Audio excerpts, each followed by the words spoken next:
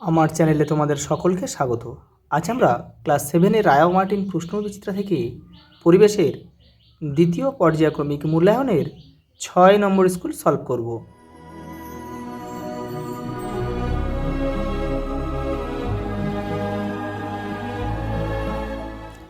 প্রথম প্রশ্ন দেখো, একটি লাঠিকে লম্বভাবে মাটিতে পুঁতে দাঁড় করিয়ে দিলে দিনের কোন সময় ছায়ার দৈর্ঘ্য সবচেয়ে ছোট হবে? দুপুর 12টায়। আলোর প্রভাবে জীবের চামড়ার রং বদলে যায় কোন প্রাণীর? এখানে হবে গার্ডেন লিজার্ড। আলোকরশ্মি দর্পণের সঙ্গে এক্স ডিগ্রি কোণে আপতিত হলে আপাতন কোণ এবং প্রতিফলিত কোণের সমষ্টি কত হবে? এটা হবে অপশান ডি। এটা দেখে নাও, তোমাদের বইয়ের 27 নম্বর পেজে রয়েছে। এটা দেখো, এই যে আপাতন কোণ কিন্তু এখান থেকে এটা, অর্থাৎ এটা এক্স দিয়েছে, তাহলে এখান থেকে এটার কোণের মান হচ্ছে 90 ডিগ্রি। তাহলে এক্সের মান যদি আমরা বের করতে হয় তাহলে 90 মাইনাস এক্স। এবার আমরা জানি কি আপাতন কোণ আর প্রতিফলন কোণ দুটোই সমান, তাহলে আমাদের 90 মাইনাস এক্সটাকে 2 দ্বারা গুণ করতে হবে। তাহলে অপশান আমাদের দেখো, আমাদের অপশান এই 90 ডিগ্রি মাইনাস এক্স ইন্টু 2, এটাই আমাদের সঠিক উত্তর। পরেরটা দেখো, চৌম্বক দৈর্ঘ্য এম এবং জ্যামিতিক দৈর্ঘ্য এন হলে কোনটি সঠিক নয়?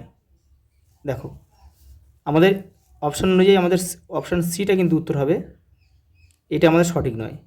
আর এগুলো সব কিন্তু সঠিক। এটা রূপগুলো ভিন্ন আছে, কিন্তু কাটাকুটি করলে দেখা যাবে সব আমাদের এটা সমানই আসবে, এক এ এবং বি দুটোই সমান। পরেরটা দেখো, এটিএম কার্ডে কোন চুম্বক থাকে? স্ট্রিপ চুম্বক। এই যে তড়িতের একটি উৎস হলো ডায়নামো। পরেরটা দেখো, এলইডি মধ্যে তড়িৎ প্রবাহিত হলে কি হয়? আলো উৎপন্ন হয়। সোলার ক্যালকুলেটরে ব্যবহৃত হয়, এটা হবে সোলার সেল। এই যে পরেরটা দেখো, একটি বিকল্প জ্বালানির উৎস নয়, এটা হবে জীবাশ্ম জ্বালানি। আর বাদবাকি যে তিনটা যেগুলো কিন্তু বিকল্প জ্বালানির উৎস। প্রদত্ত কোন উদ্ভিদের রূপান্তরিত অর্ধবায়বীয় কাণ্ড দেখা যায়? কচুরিপানা। পরেরটা দেখো, পলাশ ফুলের পরাগযোগ ঘটায় কে? পাখি। বদ্ধ নর্দমা বা সেপ্টি ট্যাঙ্কে যে বিষাক্ত গ্যাস উৎপন্ন হয় তা হলো হাইড্রোজেন সালফাইড। H2S। পরেরটা দেখো, কোনটি সত্য কোনটি মিথ্যা লেখো। বিক্ষিপ্ত প্রতিফলনের ক্ষেত্রে আলোকরশ্মি প্রতিফলন সূত্র মেনে চলে না, এটা মিথ্যা। কারণ যে কোনো প্রতিফলন আলোকরশ্মির কিন্তু প্রতিফলন সূত্র মেনেই কিন্তু চলতে হবে। পরেরটা দেখো, আবেশের পূর্বে আকর্ষণ হয়, এটাও কিন্তু মিথ্যা। কারণ কি আকর্ষণের পূর্বে আবেশ হয়। জোয়ার ভাটার শক্তি হলো একটা অপ্রচলিত শক্তি, এটা সত্য।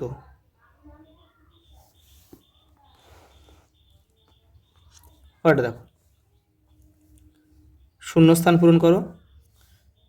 ছায়ার মাঝের গাঢ় অন্ধকার অঞ্চলকে কি বলে? প্রচ্ছায়া বা ছায়া।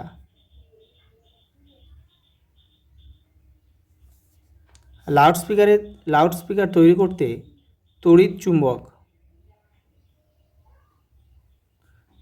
ব্যবহার করা হয়। পরেরটা দেখো, অঙ্কুরোদ্গমের সময় ডিম্বক রন্ধ্রের মধ্যে দিয়ে দেখো কি বেরিয়ে আসে? এটা হচ্ছে ভ্রূণমূল।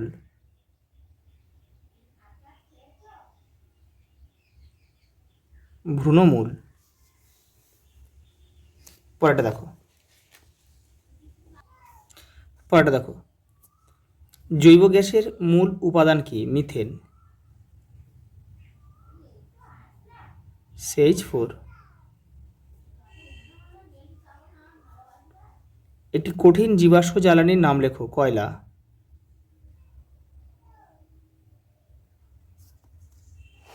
পরেরটা দেখো, এক্স রে এবং জেরক্স মেশিনে কোন শক্তি ব্যবহৃত হয়? তড়িৎ শক্তি।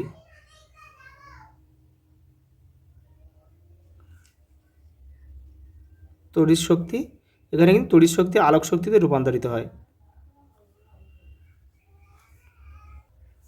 ওটা দেখো, লাইকেন কি? শৈবাল ও ছত্রাকের একটি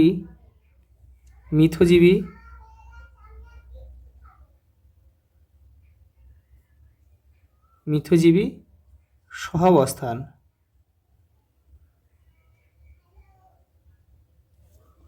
পরেরটা দেখো,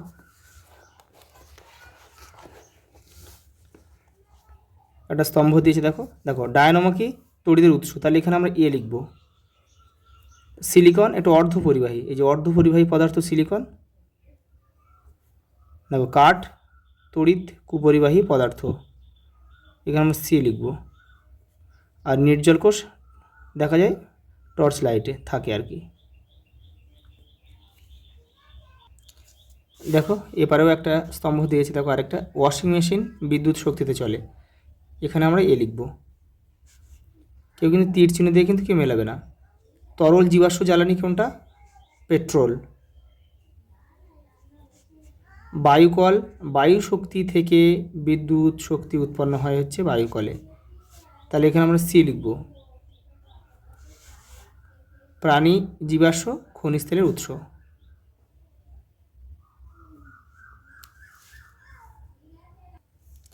পরেরটা দেখো, চিত্রসহ আলোর প্রতিসরণের ব্যাখ্যা দাও যখন আলো লঘু মাধ্যম থেকে ঘন মাধ্যমে প্রবেশ করে। তোমাদের বইয়ে দেখো 31 নম্বর পেজে রয়েছে, এই যে এই ছবিটা আঁকতে হবে তোমাদের। পরেরটা দেখো, সঙ্গে একটা প্রশ্ন রয়েছে, অসৎ প্রতিবিম্ব তৈরি হয় আলোর কোন কোন ধর্মের জন্য? প্রতিফলন, আলোর প্রতিফলন আর প্রতিসরণ।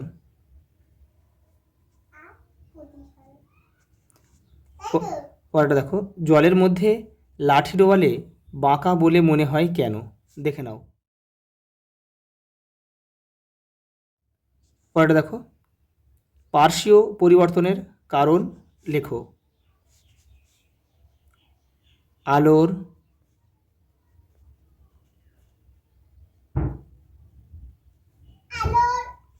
বিপরীতমুখী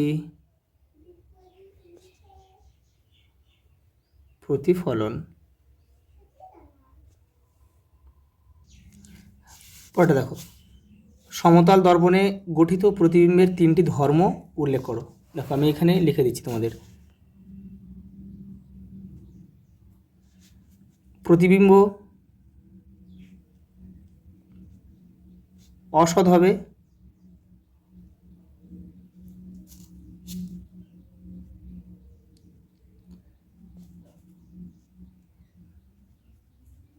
প্রতিবিম্ব ও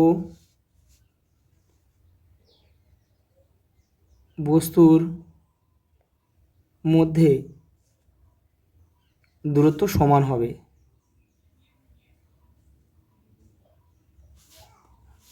আর কি হবে? আর যে পার্শ্বীয় পরিবর্তন হবে, বস্তুর পার্শ্বীয় পরিবর্তন হবে।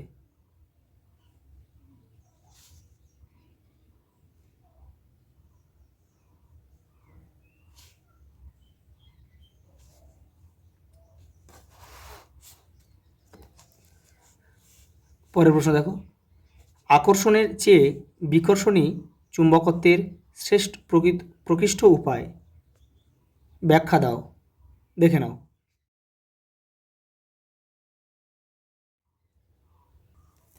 পরের প্রশ্ন দেখো, ওর সঙ্গে রয়েছে তড়িৎ চুম্বক কি? দেখে নাও। দেখো তড়িৎ চুম্বক কি? কোনো পরিবাহী তারের কুণ্ডলীর মধ্যে দিয়ে তড়িৎ বা বিদ্যুৎ পরিবাহিত করে সাময়িকভাবে যে চুম্বকত্ব সৃষ্টি করা হয় তাকে তড়িৎ চুম্বক বলে। দেখো তড়িৎ চুম্বকের কাজ রয়েছে ওখানে, দেখো কলিং বেল, লাউড স্পিকারে কিন্তু তড়িৎ চুম্বক ব্যবহার করা হয়। এর দুটি প্রয়োগ হয়ে গেল। পরেরটা দেখো, জীবের শারীরবৃত্তীয় ক্রিয়ায় চৌম্বক ক্ষেত্রের দুটি ভূমিকা লেখো। তোমাদের বইয়ের 62 নম্বর পেজে রয়েছে, দেখো এই যে এখান থেকে তোমরা করবে।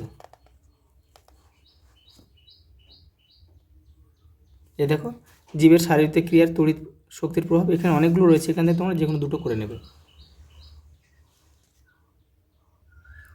দেখো পরটা, তড়িৎ প্রবাহের জন্য চৌম্বকীয় ফল। চুম্বকীয় ফলের বলছে, চুম্বকীয় ফল, আলোকীয় ফল ও তাপীয় ফলের প্রত্যেকটি একটি করে উদাহরণ দাও। চুম্বকীয় ফল হচ্ছে আমরা কলিং বেলে তড়িৎ চুম্বক ব্যবহার করা হয়। পরেটা দেখো, আলোকীয় ফল কোথায়? বৈদ্যুতিক বাল্ব। বৈদ্যুতিক বাল্বে কিন্তু তড়িৎ শক্তি আলোক শক্তিতে রূপান্তরিত হয়ে যায়।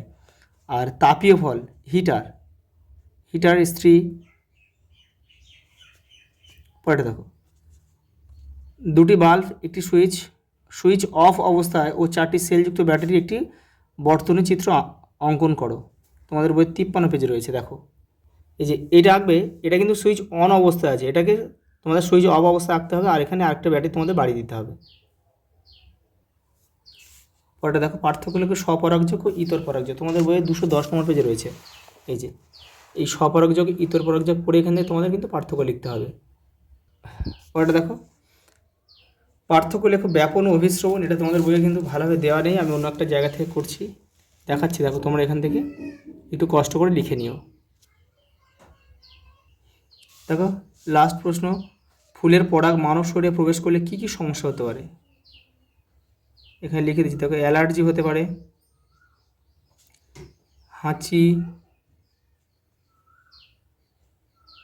কাশি, শ্বাসকষ্ট, ত্বকে র্যাশ, এগুলো হতে পারে। দেখো ফেরোমেন কি? তোমাদের বইয়ে 214 নম্বর পেজে রয়েছে। এই যে এটা লিখবে, এখান থেকে এটা পড়ে লিখবে। আচ্ছা এই পর্যন্ত, দেখা হবে পরের ভিডিওতে।